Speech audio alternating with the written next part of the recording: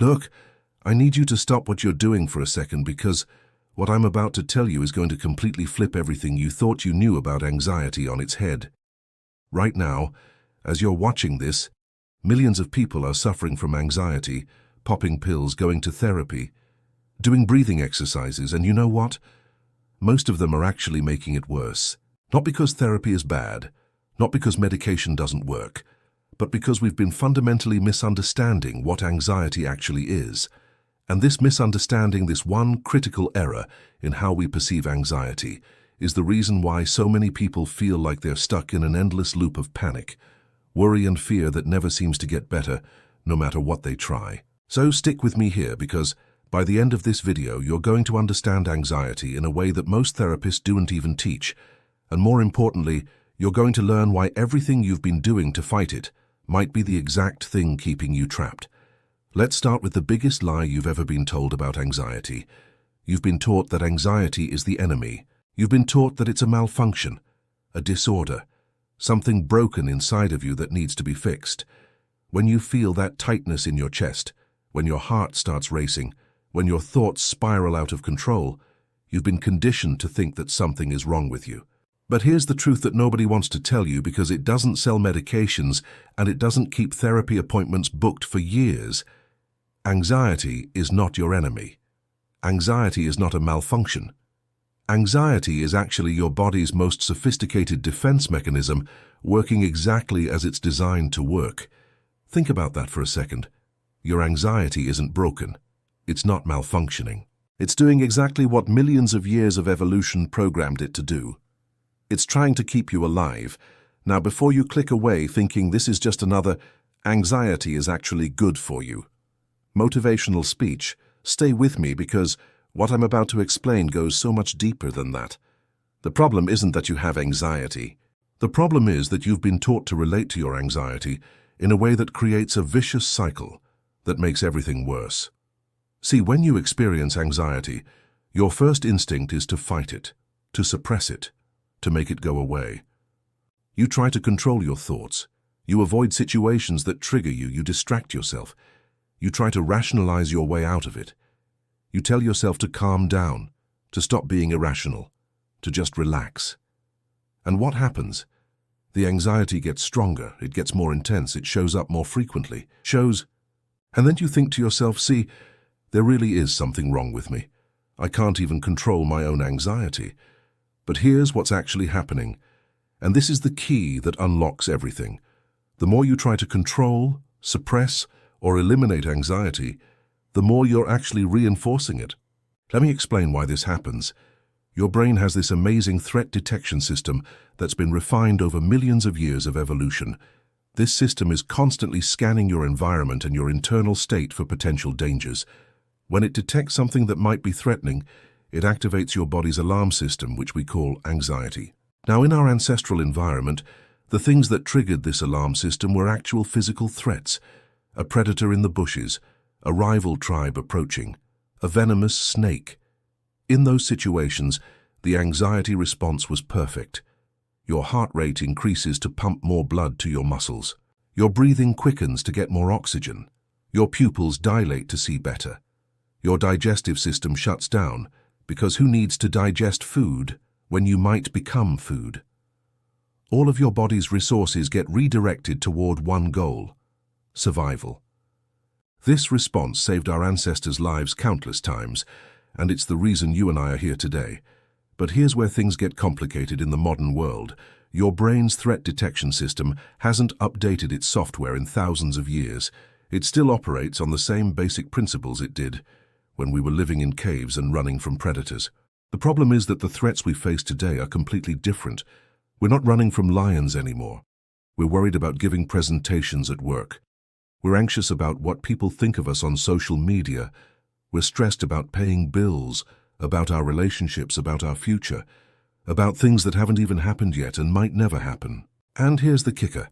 Your brain can't tell the difference between a real physical threat and a perceived psychological threat. To your amygdala, the part of your brain that triggers the anxiety response, worrying about an upcoming job interview, activates the exact same alarm system as seeing a bear in the woods. So what do we do when we feel anxious about something that isn't actually life-threatening?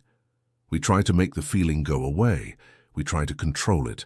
We try to suppress it.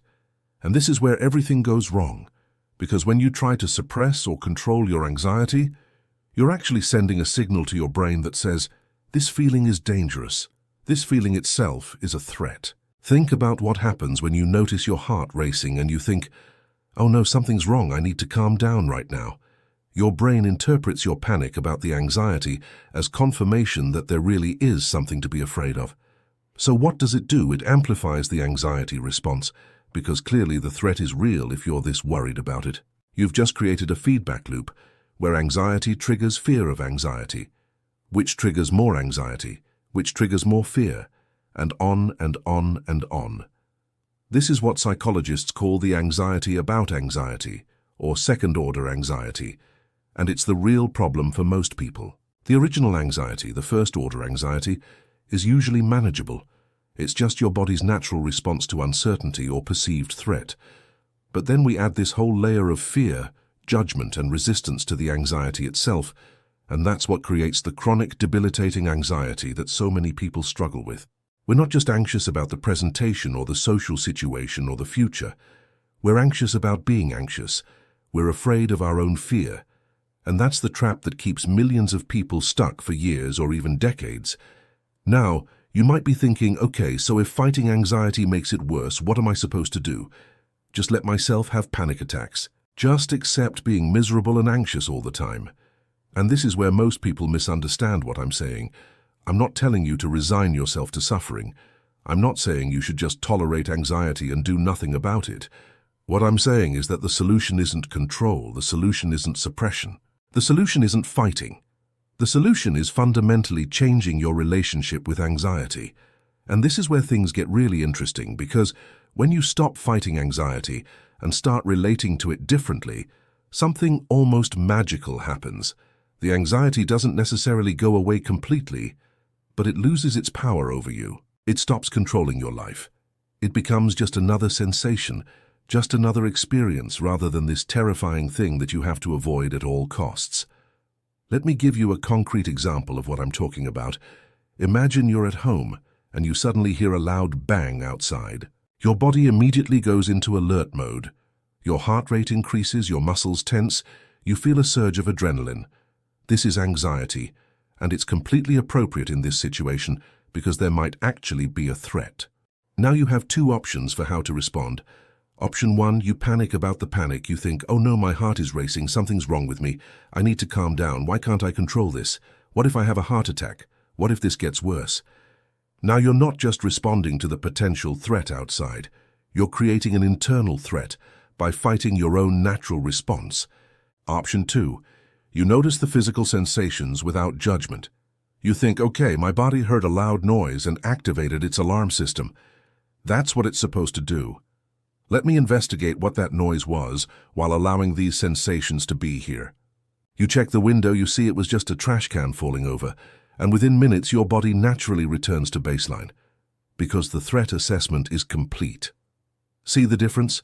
In scenario 1, you could be anxious for hours, even after you know the noise was nothing, because you've created this whole secondary layer of anxiety about your anxiety. In scenario 2, the anxiety comes, does its job, and naturally dissipates because you're not feeding it with resistance and fear. This principle applies to all forms of anxiety, whether it's social anxiety, health anxiety, generalized anxiety, panic disorder, whatever label you want to put on it. The content of what you're anxious about might be different, but the mechanism is the same. You have a thought or perception of threat.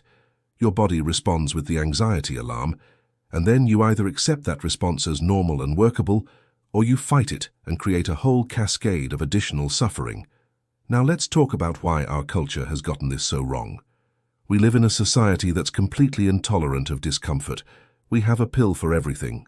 We have a solution for every inconvenience. We've been sold this idea that we should feel good all the time, that negative emotions are problems to be solved, that if you're not happy and comfortable, something must be fixed. And the pharmaceutical industry and even parts of the therapy world have capitalized on this by framing anxiety as a disease, as something wrong with you that needs to be medicated or treated away. Don't get me wrong, I'm not anti-medication. For some people, medication is absolutely necessary and life-changing. And therapy is incredibly valuable. But we've created this narrative where having anxiety means you're broken. And that narrative itself creates shame, creates more anxiety, creates this sense that you're fundamentally flawed. But what if I told you that anxiety is not only normal, but actually essential? What if I told you that people with zero anxiety would be absolutely screwed? Think about it. Anxiety is what motivates you to study for exams. It's what makes you look both ways before crossing the street. It's what prompts you to save money for emergencies. It's what helps you prepare for important presentations. It's what makes you check that you locked the door or turned off the stove. Anxiety, in appropriate doses and contexts, is adaptive. It's useful. It's protective. The problem isn't anxiety itself. The problem is when anxiety gets disproportionate to the actual threat, when it persists long after the threat is gone, and most importantly, when we relate to it in a way that amplifies it unnecessarily. Here's another crucial piece that most people miss. Anxiety is not just in your head. It's a full-body experience. When we talk about anxiety, we often focus on the mental component, the worried thoughts, the catastrophic predictions, the racing mind. But anxiety is fundamentally a physical phenomenon. It starts in your body. Your nervous system detects something in your environment or your thoughts, and it triggers a cascade of physical changes. Your heart rate increases, your breathing changes, your muscles tense, stress hormones flood your system, your digestion slows, your palms might sweat, you might feel dizzy or nauseous or shaky. All of these physical sensations happen before you even consciously register what you're anxious about. And here's what's fascinating. The physical sensations of anxiety are almost identical to the physical sensations of excitement. That butterflies in your stomach feeling before a first date. That's the same physiological response as anxiety, that heart-racing, palms-sweating sensation before you go on stage. Same response. The difference is the story we tell ourselves about what we're feeling. This is where cognitive reappraisal comes in, and it's one of the most powerful tools for working with anxiety. Studies have shown that when people reframe their anxiety as excitement, their performance improves, and their subjective experience of distress decreases. Instead of saying, "I'm so anxious," you say, "I'm excited." Instead of interpreting those physical sensations as danger signals, you interpret them as your body gearing up for action, getting ready to perform, preparing you to rise to a challenge. Now I know what some of you are thinking. That sounds like toxic positivity. That sounds like just putting a happy face on suffering. But it's not. It's about recognizing that the sensations themselves are neutral. They're just sensations. It's the meaning we assign to them that determines whether we experience them as debilitating anxiety or motivating excitement. Let me tell you about a study that perfectly illustrates this point. Researchers took people who were afraid of public speaking and divided them into 3 groups. The first group was told to try to calm down before giving a speech. The second group was told to acknowledge their anxiety and accept it. The third group was told to reframe their anxiety as excitement. Which group do you think performed the best? It was the excitement group by a significant margin. They gave better speeches, they reported feeling more confident, and they actually enjoyed the experience more. The calm down group performed the worst because they spent all their energy fighting their body's natural response, which only made them more anxious. The acceptance group did better than the calm down group, but not as well as the excitement group. This tells us something profound. The goal isn't to eliminate anxiety. The goal is to change how we relate to it and what story we tell about it. Now, let's go deeper into why acceptance is so powerful. When I say acceptance, I don't mean resignation. I don't mean you have to like your anxiety or want it. Acceptance means you stop fighting reality. You stop arguing with what is. You acknowledge that in this moment, anxiety is present, and that's okay. It doesn't mean it will be present forever. It doesn't mean you're broken. It just means that right now your body is having this experience, and you're willing to let it be here without making it a catastrophe. This is the core principle of acceptance and commitment therapy, one of the most effective evidence-based treatments for anxiety. The idea is that psychological suffering comes not from our thoughts and feelings themselves, but from our struggle to control or eliminate them. Think about it this way. Imagine you're in a swimming pool and you're holding a beach ball underwater. That beach ball represents your anxiety. As long as you keep pushing it down, keep trying to suppress it, you have to use a tremendous amount of energy and effort. Your arms get tired, you have to stay vigilant. And the moment your attention wavers, the beach ball pops back up, often with even more force. But what happens if you just let go of the beach ball? It floats on the surface, it's still there, you can see it, but it's not taking any of your energy. You're free to swim around, to enjoy the water, to do what you came to the pool to do. The beach ball might drift closer or further away, but it's no longer consuming all of your resources. This is what acceptance looks like in practice. You're not making the anxiety go away. You're just no longer engaged in this exhausting battle to control it. But here's where it gets tricky.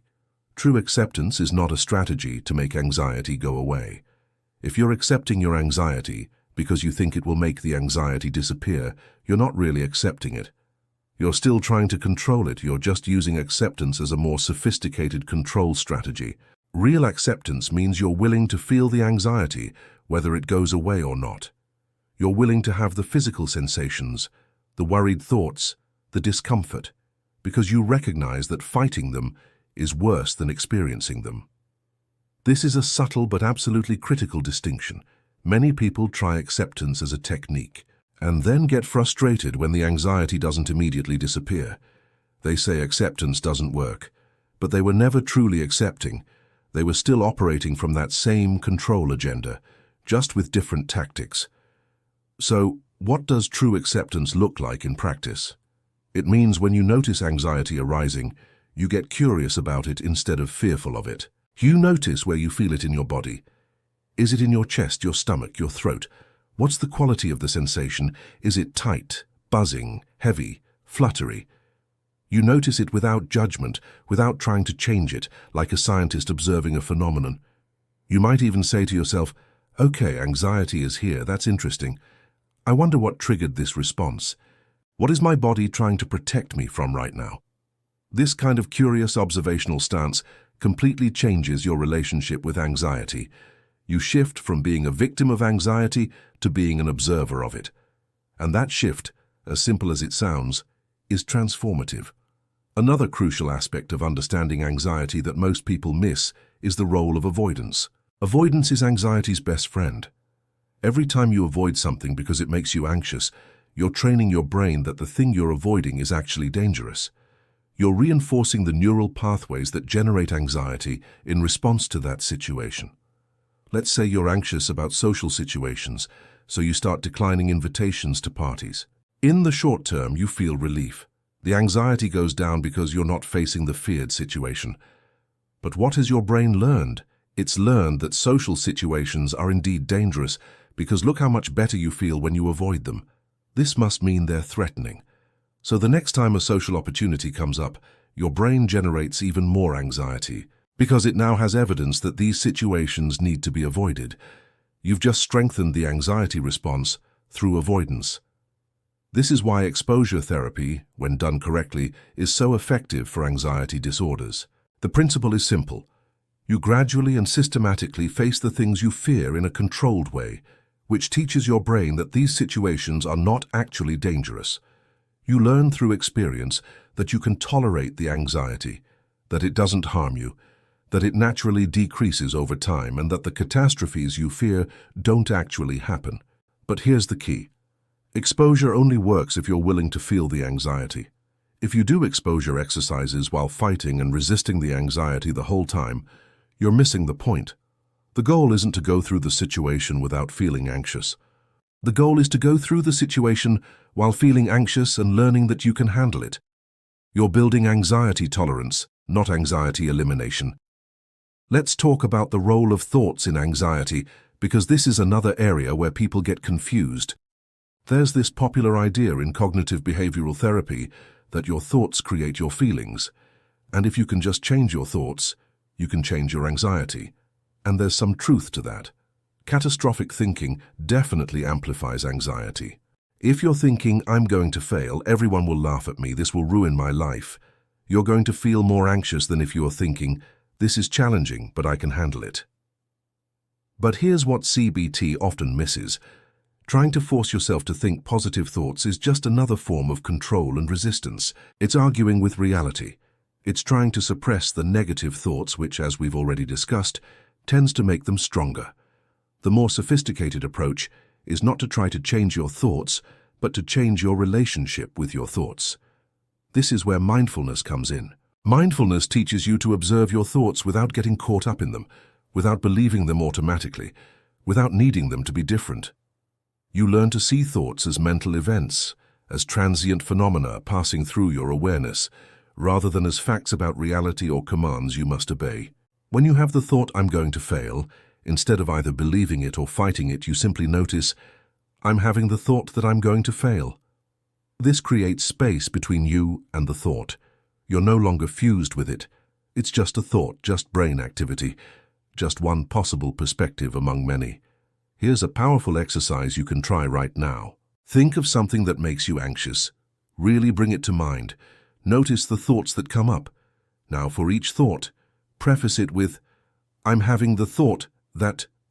For example, instead of, "I'm going to embarrass myself," say, "I'm having the thought that I'm going to embarrass myself." Notice how this small linguistic shift changes your experience. The thought is still there, but it's no longer you. It's something you're observing, not something you are. This technique, called cognitive diffusion, is incredibly powerful for working with anxious thoughts. You're not trying to change the thoughts or make them go away. You're just changing your relationship with them so they have less power over you. Now let's address something that often gets overlooked in discussions about anxiety: the role of uncertainty. At the core of almost all anxiety is intolerance of uncertainty. We want to know what's going to happen. We want guarantees, we want certainty, and we create anxiety trying to control outcomes, trying to predict the future, trying to eliminate all possible risks. But here's the uncomfortable truth. Uncertainty is the fundamental nature of existence. You cannot eliminate it. You cannot control the future. You cannot guarantee outcomes. No amount of worrying, planning, or anxiety will give you the certainty you crave. And the attempt to achieve certainty is actually what creates and maintains anxiety. Think about health anxiety, for example. People with health anxiety want absolute certainty that they're not sick, that they're not going to get sick, that every bodily sensation is benign. They Google symptoms, they go to multiple doctors, they get test after test. But no matter how many tests come back normal, the anxiety persists because certainty is impossible. There's always a possibility, however small, that something could be wrong. The pursuit of certainty is a trap, because certainty doesn't exist. The solution isn't more reassurance, more information, more control. The solution is learning to tolerate uncertainty, to be okay with not knowing, to accept that life is inherently unpredictable, and that's just part of being human. This principle applies to all forms of anxiety. Social anxiety. I want certainty that people will like me, that I won't embarrass myself, that social interactions will go well. Generalized anxiety. I want certainty that bad things won't happen, that my loved ones will be safe, that the future will be okay. But none of these certainties are available, and the more you chase them, the more anxious you become. Learning to be comfortable with uncertainty, to take action despite uncertainty, to make peace with the unknown, is one of the most important skills you can develop for managing anxiety. It's not easy. Our brains are wired to crave certainty and security. But it's possible and it's liberating. Let me share something that might completely shift your perspective. What if your anxiety isn't the problem? What if your anxiety is actually trying to show you something important about how you're living your life? Often, chronic anxiety is a signal that something is out of alignment. Maybe you're living according to other people's expectations rather than your own values. Maybe you're in a job or relationship that doesn't fit who you are. Maybe you're avoiding something important that you need to face. Maybe you're disconnected from your body, from nature, from community. Anxiety can be a messenger, a wake-up call, an invitation to examine your life and make changes. But we're so busy trying to silence the messenger that we never hear the message. This doesn't mean that all anxiety is meaningful, or that you should psychoanalyze every anxious thought. Sometimes anxiety is just just your nervous system being a bit oversensitive, just old patterns running on autopilot. But it's worth asking, what is this anxiety trying to protect me from? What might it be telling me? Not in a way that validates catastrophic thinking, but in a way that honors the wisdom of your body and your emotional experience. Sometimes the answer is profound. Sometimes the answer is nothing. It's just my nervous system doing its thing. Both answers are okay. We also need to talk about the lifestyle factors that contribute to anxiety, because this is huge and often overlooked. Your anxiety isn't just psychological, it's biological.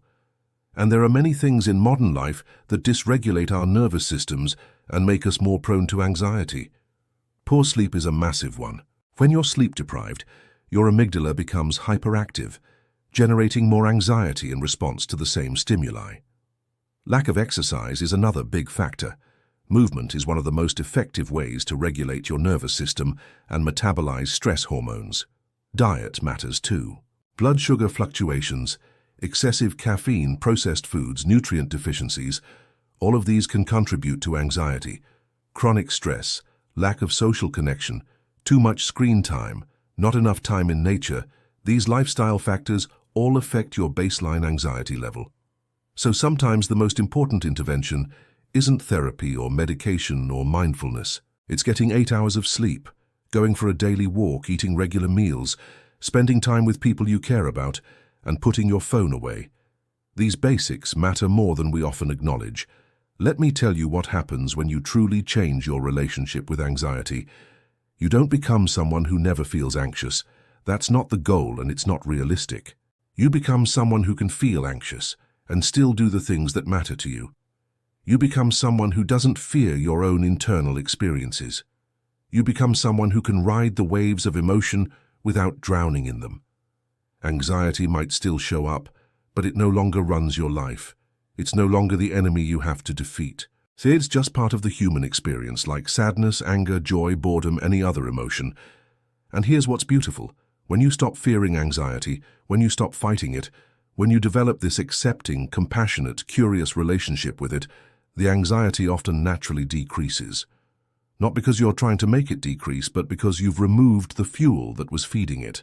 You've broken the cycle of anxiety about anxiety. I want to be clear about something. What I'm describing is simple, but it's not easy. Changing your relationship with anxiety takes practice. It takes courage. It goes against every instinct you have. Your instinct is to fight, to flee, to control, to avoid. Learning to stay present with discomfort, to allow anxiety to be there, to move forward despite fear, this requires real bravery. It requires commitment. It requires patience with yourself. You're not going to read this and be cured of anxiety. You're going to have to practice these principles again and again. You're going to have setbacks. There will be days when you fall back into old patterns of fighting and avoidance. That's okay. That's part of the process. The key is to keep coming back to these principles, to keep practicing acceptance, to keep taking action aligned with your values even when anxiety is present. So where do you go from here? Start by noticing your relationship with anxiety. When you feel anxious, what's your automatic response? Do you try to push it away, distract yourself, avoid the situation, fight the thoughts, try to force yourself to calm down? Just notice these patterns without judgment. Then start experimenting with a different approach. The next time you feel anxious, get curious about it. Where do you feel it in your body? What sensations are present? Can you observe those sensations without trying to change them? Can you make space for the anxiety to be there while you go about your day? Can you acknowledge the worried thoughts without believing them or fighting them? Can you take action toward what matters to you even with anxiety present? These are the practices that will transform your experience. Remember, you are not broken. You are not defective. You do not need to be fixed. You have a sensitive nervous system that's trying to protect you. Your anxiety is not your enemy.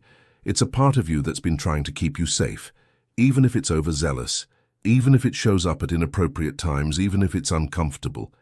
Can you have compassion for that part of yourself? Can you thank your anxiety for trying to protect you, while also letting it know that you've got this, that you can handle uncertainty, that you don't need to be rescued from your own experience? This shift in relationship, from adversarial to compassionate, is everything. You've been misunderstanding anxiety your whole life because you've been taught to see it as the enemy. But what if it's not? What if it's just a part of the incredibly complex, beautiful, messy experience of being human? What if you don't need to fix yourself at all? What if you just need to change how you relate to what you're already experiencing? That's the invitation. That's the path forward. And it's available to you right now.